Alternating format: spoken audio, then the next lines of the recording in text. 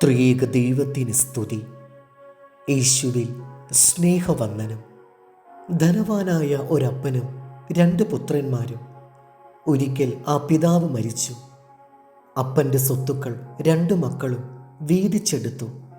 കൃഷിയിടങ്ങളിൽ പൂർവാധികം അധ്വാനിച്ചു. നല്ല വിളവുണ്ടായി.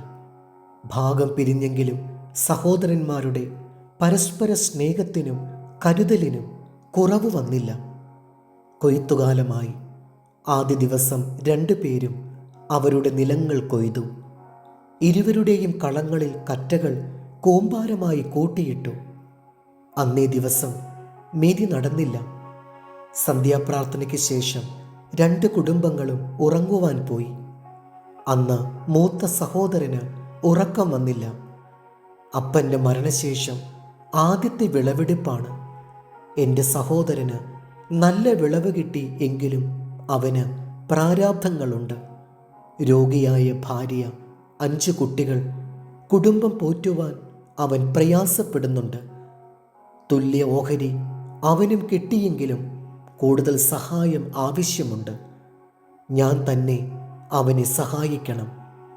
മൂത്ത സഹോദരൻ കിടക്കയിൽ നിന്നും എഴുന്നേറ്റ് നിലാവെളിച്ചത്തിൽ തൻ്റെ കറ്റക്കൂമ്പാരത്തിനടുത്തേക്ക് നീങ്ങി. അതിൽ നിന്നും ഒരു വലിയ കറ്റ തിരഞ്ഞെടുത്ത് തൻ്റെ തലയിലേറ്റി കുന്നിൻ ചെരിവിലുള്ള അനുജൻ്റെ ഭവനത്തിലേക്ക് നടന്നു. സാവധാനം കറ്റ ചുമട് അനുജൻ്റെ കൂമ്പാരത്തിൽ ചേർത്തിട്ടു. കൈകൾ ഉയർത്തി നിശബ്ദമായി സഹോദരനെയും ഭവനത്തെയും കറ്റക്കൂമ്പാരത്തെയും അനുഗ്രഹിച്ചു. സർവശക്തനെ നന്ദിയോടെ വാഴ്ത്തി സ്വന്തം ഭവനത്തിലേക്ക് മടങ്ങിപ്പോയി. അതേ രാത്രി ഇളയ സഹോദരനും ഇങ്ങനെ ചിന്തിച്ചു: എൻ്റെ ജ്യേഷ്ഠൻ ഇപ്പോൾ എനിക്ക് പിതൃതുല്യനാണ്. അദ്ദേഹത്തിന് വളരെ ചിലവുകൾ വഹിക്കുവാനുണ്ട്. ഞാൻ ജ്യേഷ്ഠനെ സഹായിക്കണം. അനുജൻ എഴുന്നേറ്റ് വയലിലെ കറ്റക്കൂട്ടത്തിൽ നിന്ന് ഒരു വലിയ കറ്റ സ്വന്തം തലയിലേറ്റി ജ്യേഷ്ഠൻ്റെ കളത്തിലെത്തി കറ്റക്കൂമ്പാരത്തോട് ചേർത്തിട്ടു. സർവശക്തനെ വണങ്ങി സംതൃപ്തിയോടെ തിരിച്ചു നടന്നു.